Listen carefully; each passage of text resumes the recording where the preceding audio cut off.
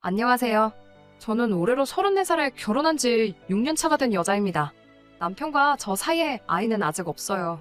공사 현장에서 일하시던 아버지는 제가 초등학교에 입학하던 해에 일터에서 사고로 돌아가셨습니다. 그 뒤로 쭉 엄마와 단둘이 자라오게 되었어요. 평범한 주부였던 어머니는 혼자 몸으로 저를 키우시느라 고생하셨어요. 그냥 평범한 아이였던 저에게 어떤 기대를 하셨던 건지 고향의 재취자리를 알아놓으셨다는 할아버지의 말에도 엄마는 저의 교육을 이유로 시골로 돌아가지 않으셨습니다. 그 고집 때문에 엄마는 다른 친척분들과도 연을 끊고 살아가시게 되었어요. 갖은 고생 다 하시면서 저를 키워주셨고 저도 그 기대에 부응하고자 서울대는 아니지만 서울에 있는 명문대에 입학을 할 수 있게 되었습니다. 그때까지도 나아지지 않던 가정 형편 때문에 대학교 입학을 포기하고 저도 취직 전선에 뛰어들고 싶었었지만 엄마는 제가 좋은 대학을 졸업하면 더 좋은 기회를 가질 수 있다고 하시며 제가 회사에 취직할 때까지 저를 도와주셨어요. 유난스러운 부분이 있었지만 반대로 생각하면 정말 저만을 위해 살아오셨다고 해도 과언이 아닐 정도로 저와 관련된 일이라면 모든 일에 엄마는 발벗고 나서주셨고 저에 대한 기대를 저버리지 않았습니다. 그런 친정엄마와 저는 정말 애틋하게 지냈습니다. 정말로 남들보다 뛰어난 것 하나 없는 저였기 때문에 대학교를 졸업하고 평범한 회사에 취직하게 되었지만 취직이 결정된 그날에 엄마와 서로 부둥켜 안고 하루 종일 울었습니다. 그렇게 저를 아껴주시던 어머니를 2년 전에 잃고 말았습니다. 엄마를 잃은 충격보다 그로 인해 벌어진 어이없는 사건에 대해서 한번 이야기를 해보려고 합니다. 남편은 제가 회사를 다닐 때 만나게 되었습니다. 동갑내기라 그런지 친구 같은 모습이 참 좋았던 남편은 서글서글한 그 성격에 제가 사랑하는 친정엄마에게도 너무 잘했습니다. 집에 여자만 둘뿐인 걸 알게 된 남편은 발벗고 나서서 저희 모녀를 참 많이 도와줬어요. 저는 남편에게 많은 호감을 느꼈고 그렇게 1년 정도의 연애 기간을 보내고 결혼을 하게 되었습니다. 저희 집이 사정이 좋은 편은 아니었지만 그렇다고 남편의 집과 비교했을 때 엄청나게 큰 차이가 나는 정도는 아니었습니다. 남편이 모아둔 돈과 시댁에서 돈을 어느 정도 해주셔서 대출을 끼고 서울에 집을 구해서 신혼생활을 시작하게 되었습니다. 저도 시집을 갔으니 더 이상 서울에서 치열하게 살고 싶지 않으시다면서 서울에서 지내시던 전셋집을 빼서 제 혼수와 나머지 결혼 자금을 대주시고 어머니는 혼자서 지방 소도시로 이사를 가셨어요. 친정엄마와 멀리 떨어지게 된 건 제 인생에서 이번이 처음이라 많이 걱정되었지만 엄마는 저 아니었으면 진작에 떠났을 서울이라며 걱정하지 않아도 된다고 당부를 하시더라고요. 결혼 생활은 나쁘지 않았어요.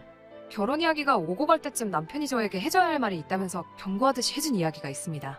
자기네 집이 종교는 따로 없지만 할머니 때부터 조상님을 모셔왔기 때문에 제사가 다른 집에 비해서도 엄청 많은 편이라고요.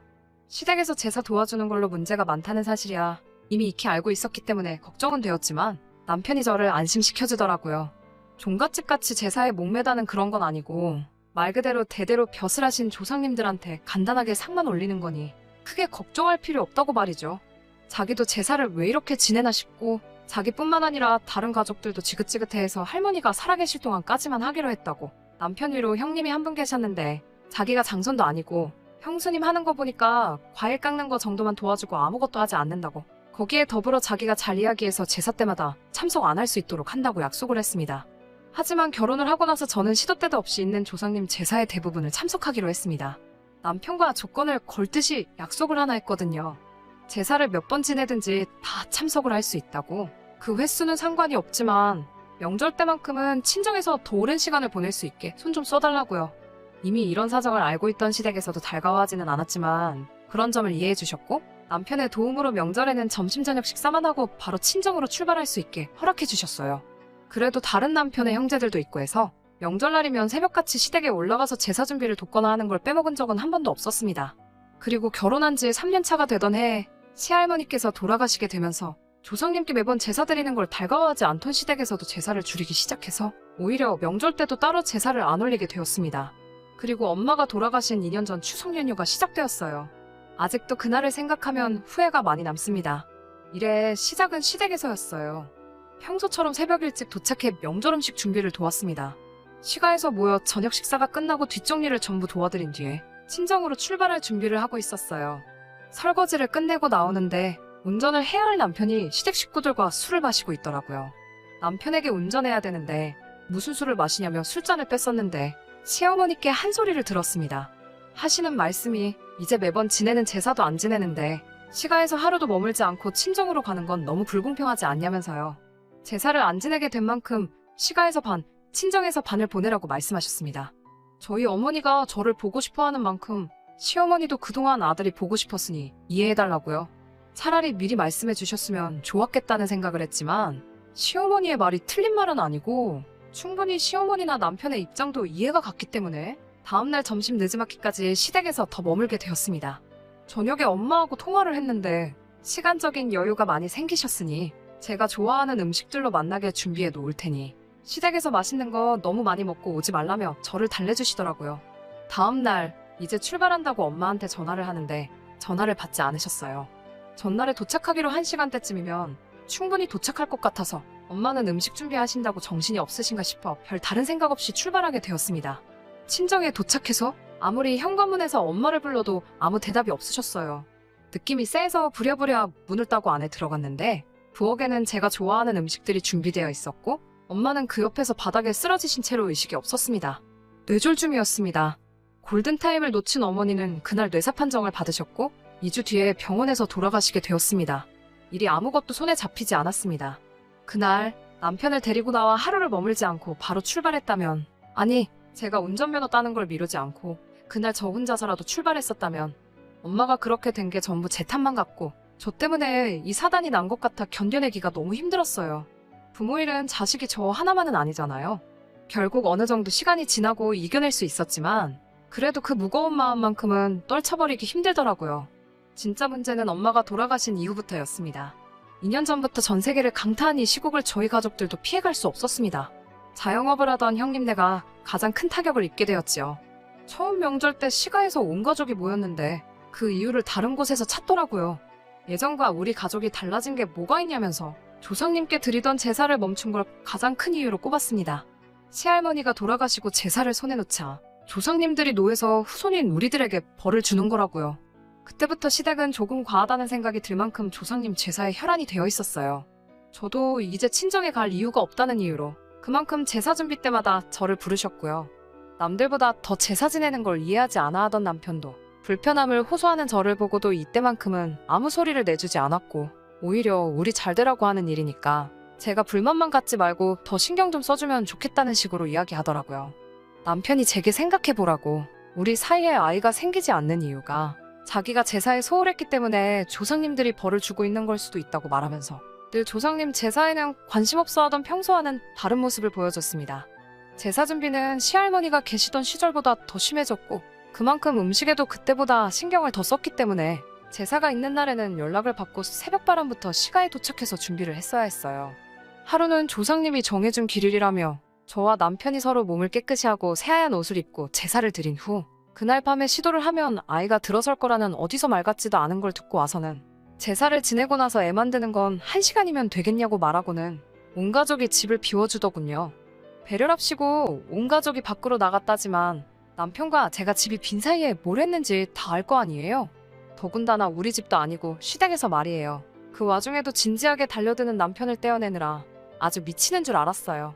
하지만 그런 시댁의 어이없는 노력에도 전 세계적으로 악화되어만 가고 있는 이 시국이 조상님께 제사 몇 번 드린다고 끝나는 일은 아니었어요. 자영업을 하면서 타격을 입은 형님네는 거의 회복이 불가능해 보였습니다. 급기야 형님네는 길바닥에 나앉을 정도가 되었고 엎친 데 덮친 격으로 시아버지도 건강이 안 좋아지셨어요. 남편과 저 사이에 아이는 당연히 생기지 않았고 거기에 더불어 남편의 회사에서 인원 감축을 준비 중이라는 소문까지 나돌게 되었죠. 제사에 큰 의미를 두지 않는 남편도 이때쯤부터는 역시 그동안 제사를 안 드려서 그런가? 하면서 자신 없는 모습을 보이더라고요. 그러던 어느 날 갑작스럽게 시댁에서 연락이 왔어요. 제사가 있다고 해서 남편과 둘이 시가에 방문을 했습니다. 이미 형님네까지 참석해서 준비를 하고 있었는데 그날 그 자리에는 모르는 사람이 한 명 있었어요. 형형색색의 옷을 입고 누가 봐도 무당으로 보이는 사람이 한 명 있었습니다. 그 사람은 들어오는 저를 보고는 가까이 다가와서 다짜고짜 인연이냐? 라고 말하며 제 얼굴에 손에 쥐고 있던 쌀을 뿌려버리더니 악기는 물러가라 하면서 요란하게 굿을 시작하더라고요. 저는 어안이 벙벙해서 그 장면을 그대로 보고만 있었는데 어디서 구했는지 제사상에 올라와 있는 우리 엄마의 사진을 보고 정신이 번뜩 들었습니다. 그 무당은 이리저리 돌아다니면서 혼잣말로 계속 짓거려대다가 다시 어디서 쌀을 한 줌 집어와서 엄마 사진에 뿌려버리더니 쌀이 가득 담긴 바가지를 제사상 앞에 올려놓더라고요. 그러고선 제 손을 잡아 끌고 와서 저보고 엄마 사진 앞에 놓아둔 바가지를 밟아서 어서 깨부수라고 하는 거 아니겠어요. 그래야 엄마가 구천을 떠나 좋은 곳으로 가신다고요. 저는 도무지 이게 뭐하는 짓인가 이해를 할 수 없어서 이게 다 뭐하고 있는 거냐고 있는 대로 소리를 질렀지요. 우리 엄마 사진이 여기 왜 있고 이게 지금 뭐하는 거냐며 한참을 화를 내고 있으니 시어머니가 제 팔을 잡아 구석으로 끌고 가서는 설명이랍시고 한다는 말이 저분이 아주 용한 분이신데 집안에 생기는 우환들이 다 저희 엄마가 혼자 돌아가신 게 억울해서 성불하지 못하고 구천을 떠돌면서 시댁에다가 복수를 하고 있는 거라고 다 저와 제 남편이 잘 되게 하기 위해서 하는 거니 저보고 빨리 시키는 대로 하자고 저를 설득하더라고요. 어이없어서 남편을 쳐다봤는데 항상 제 편을 들어줬던 남편도 이게 별다른 의미가 있는 게 아니라 장모님 좋은 곳으로 보내드리려고 하는 거니까 나쁜 쪽으로만 생각하지 말라며 오히려 저를 설득하는 게 아니겠어요? 남편의 그런 모습에 화가 또 나서 넌 이걸 다 알고 있었는데도 나한테 아무 말도 안 한 거냐고 화를 냈더니 고개만 숙이고 아무 대답도 못하고 있더군요. 아무리 엄마가 그날 돌아가셨다는 게 천명이었고 거스를 수 없는 일이라고 한다고 해도 이건 해도 너무한 거잖아요. 그동안 엄마가 돌아가신 것에 대해서 저는 항상 저의 부족함을 탓했지. 그날따라 하루를 더 머물게 한 시댁의 잘못이라고 생각하거나 그때 왜 그랬냐며 시댁을 탓한 적도 한 번도 없었거든요. 그런 것도 모르면서 이젠 우리 엄마를 집안을 말아먹게 만드는 악귀 취급을 하면서 패치를 해야 한다고 하는 개소리를 듣고 있자니 그 순간 저도 눈앞에 보이는 게 하나도 없더라고요. 그 길로 저를 붙잡는 시어머니를 뿌리치고 제사상부터 구판까지 하나둘씩 전부 뒤집어 엎어버렸습니다. 고래고래 소리를 지르면서 그 대단한 시댁 조상들 욕을 하기 시작했어요. 니들 조상이 얼마나 대단한 사람들인지는 모르겠는데 우리 엄마 귀신 하나를 당해내지 못해서 무당까지 불러다가 구판까지 버려야 되는 거냐고 엄청난 조상들 났다고 깽판을 부렸어요. 제가 난동 부리고 있는 걸 멀뚱멀뚱히 구경하고 있는 무당한테도 다가가서 바가지에 담아놓은 쌀을 그 사람한테 뿌려버리고 당신이야말로 번지수 잘못 찾았다고 진짜 용한 사람이 맞냐고 한마디 했죠. 진짜 악기는 우리 엄마가 아니라 그깟 제사 몇 번 건너뛰었다고 후손들 하는 일도 망하게 만들고 아예 한 명 보내주지도 못하는 저 사람들의 조상들이야말로 악기지 애꿎은 우리 엄마 건드리지 말라고요. 한참을 시댁을 뒤집어 엎고 나서야 혼자서 밖으로 나왔네요. 제 눈치 보면서 쫓아오는 남편에게도 따라오지 말라고 소리치고 시댁을 뒤로하고 엄마가 혼자 지내던 엄마의 집으로 돌아왔습니다. 회사에는 사정을 이야기하고 휴직을 하고 있는 상태고 결국 남편과는 이혼 절차를 밟고 있는 중입니다. 집도 남편이 해온 거니 그 집에 채워놓은 혼수만큼만 다시 돌려받는다면 더 이상 바랄 게 없겠네요. 저는 이 결혼 생활로 많은 것을 잃었긴 했지만 새 출발을 해보려고 합니다. 그 사람들에게 일말의 양심이라도 남아있어 진정한 사과를 했으면 아무 일도 없었던 척 다시 돌아가 볼까도 했지만 그날 이후로 따로 아무 말도 없는 시댁과 남편에게 돌아가고 싶은 생각이 하나도 없어요. 계속 그렇게 조상님만 찾으면서 살고 있겠죠. 구판까지 버렸어도 조상들한테 정성이 부족했는지 남편은 결국에는 회사에서 정리해고를 당했다네요. 건강이 안 좋아지셨던 시아버지는 아무 일 없었지만 시어머니가 결국엔 유행병에 걸리셨다는 소문을 들었어요. 형님네 가게가 망한 건 말할 것도 없고요. 혹시나 이 사연을 들으시는 분들 중에 조상님을 모시는 분들이 계시다면 제가 그걸 비하를 할 의도가 있다거나 한 게 아니니 넓은 마음으로 이해해 주셨으면 합니다. 그리고 새로운 삶을 시작할 저도 응원해 주세요. 긴 이야기 끝까지 들어주셔서 감사합니다.